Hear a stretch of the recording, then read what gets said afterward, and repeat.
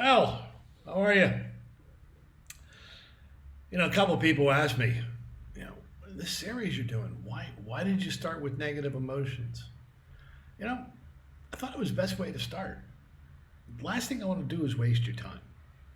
And if your life is subjected to those negative emotions and you're not ready to get away from them, wait. Take your time. There's a lot of time in life. Patience is a virtue, but wait until you're ready. On to today. That's a good one. We're talking about positive emotions. There's lots of them. Chances are you exhibit most of them, or you wouldn't be here.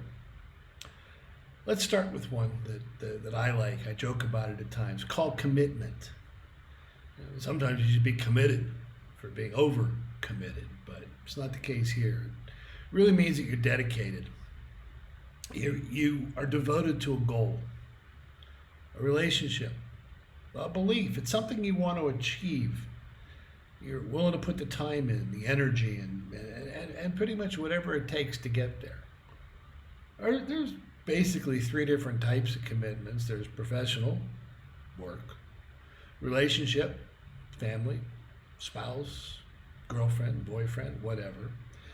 And then there's personal, something that you yourself you have a burning desire to achieve.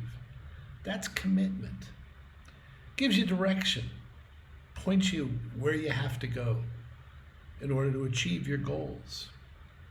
It also helps you to build stronger relationships. So I'm going to say that commitment's up there as one of the most important things and qualities that you're going to have to be successful. Then there's introspection. It's like taking a crystal ball and looking inside of it, but that crystal ball is your head. What's going on in there? What are your thoughts, your feelings, your experiences? Self-reflection, self-examination. Can you gain insight into your own emotional process? I hope so. There's a few words that are associated with it. Reflection, look at your past experiences, what's going on in your life. Analysis, what's going on right now. Examination, what are your views, your values, your beliefs. Exploring, what's going on inside of me? What is my inner self all about? And do I understand it? In a way, it reminds me of one of my favorite movies and one of my favorite scenes in the movie. And it's Chevy Chase in Caddyshack, where he looks at Danny, his younger playing partner, and says, see your future, be your future. It's true. Introspection is important. Hopefully you're able to do it and not scare yourself away. Then there's two that go together. One's self-control and the other's heightened awareness. Self-control means that all that stuff you're discovering, your emotions, behaviors, you can control them. That helps you get to your desired outcome or goal. You can resist impulses, instantaneous gratification. Trust me, it doesn't happen. And help you make better, more conscious decisions. Then there's heightened awareness. Some people call it mindfulness. I call it where you take your thoughts, your feelings, all the stuff that's going on in your life right now, and you deal with it in the present moment. No judgments, just react to surroundings. In other words, know. Don't judge, don't guess, don't hope, don't pray. Know it. It works. Kind of goes along with the next one. It's called realism. In other words, you understand your situation, you know what's going on, you understand your problems. You're going to be objective. You're going to be unbiased with yourself. It's kind of critical. You know what you want to have happen. Being realistic tells you whether you're getting there or not. Sometimes you have to adjust your goals, your expectations, because circumstances have changed. You got to adapt. There's always something new happening. There's always a new challenge. Be realistic. Are you ready to handle it? Is it going to help you make your goals? Can you manage your expectations? Being realistic also helps you avoid frustration and disappointment. Nothing ever happens easily. But if you understand that, the stress in your life will be reduced greatly. Then one of my favorites, probably because I'm a position trader, called patience. I'm willing to wait. I don't trade much. That's a little bit of delaying gratification. Sometimes people will get frustrated, agitated if they're not doing something. For me, I look forward to it. I don't always have to have a position.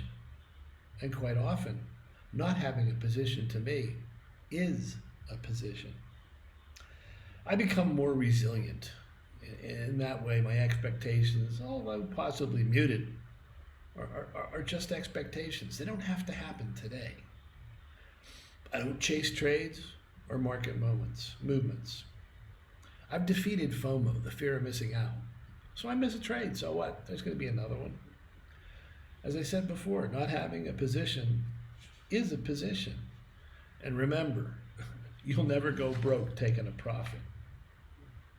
Next on the list, adaptability, being adaptable. Well, that means that you can navigate change in a changing environment. That's good. You're more resilient. You recover quicker from setbacks and failures.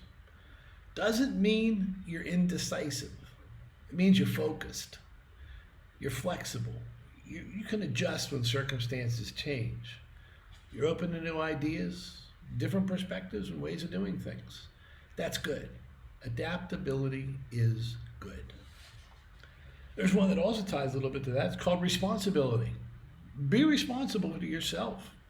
Be responsible for your own actions, or quite frankly, decisions or inactions. It's called taking ownership. Be dependable. Be reliable. Fulfill your own obligations, your own commitments. After all, it's up to you. You're the only one. Be ethical and moral, please. It does make life a lot easier. Understand your values. Stick with your principles. But again, take responsibility for your own actions, inactions, or decisions.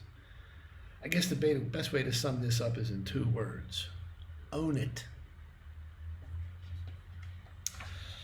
Then there's one that sometimes scares people and sometimes doesn't. It's called creative thinking. I love it. It's what I'm all about. I'm able to come up with new and original thoughts that didn't exist before. I've done it for myself and I've done it for others for 50 years. Creating something that wasn't there before, that most of the time I can make money at or help other people make money at. Always look for a variety of solutions. Not always the ones you have or you know. Sometimes there's something new.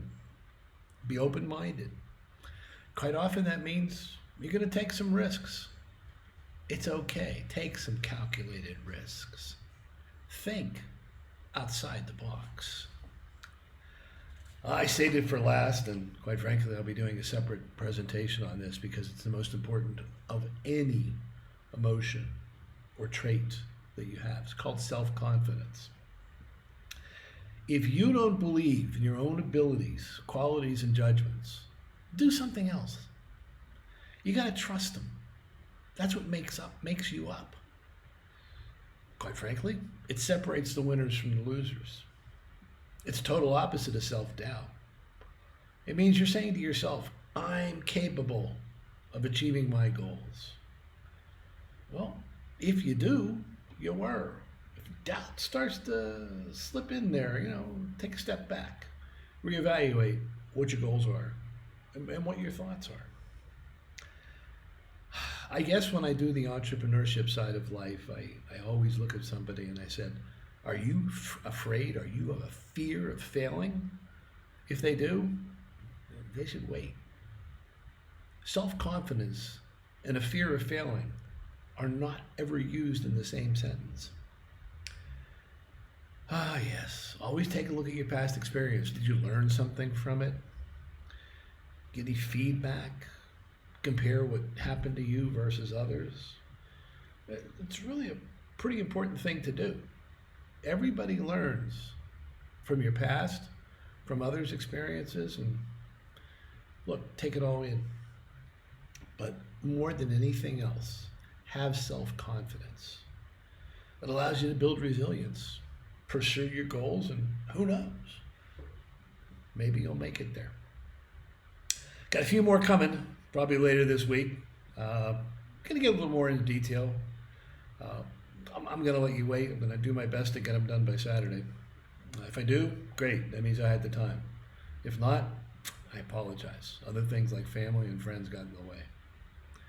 I thank you for your time. Really enjoying doing this. I hope you're enjoying watching it. Stick with us. Hopefully we'll give you some insights to make you the best ham investor and trader you can possibly be. Thanks again.